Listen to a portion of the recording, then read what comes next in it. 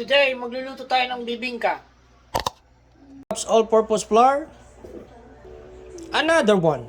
Another half cup. 1 tablespoon baking powder.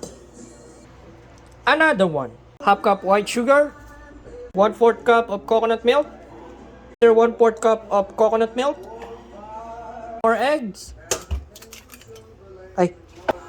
Another one. One more time. Another one. 1/4 cup of melted butter. 1 cup of grated cheese. Another half cup of grated cheese. Cup of water. Pagtapos nyo i-mix,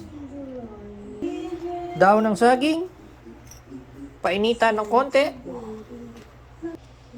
ilagay. Ang purpose kaya pinainitan natin para mag-curve siya sa mold, sa ating hulma.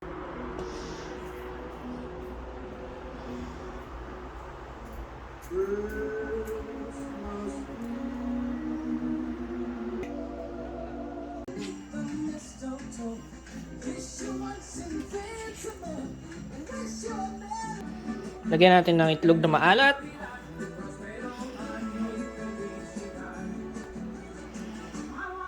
Lagyan pa natin ng grated cheese sa ibabaw. The oven, 400 degrees Fahrenheit, 25 to 30 minutes. Let's go!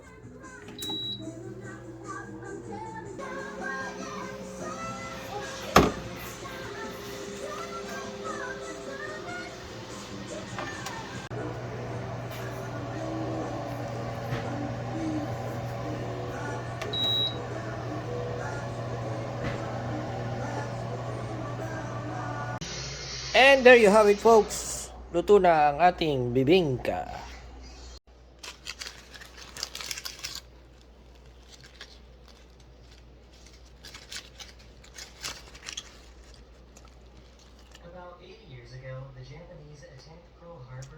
Okay naman.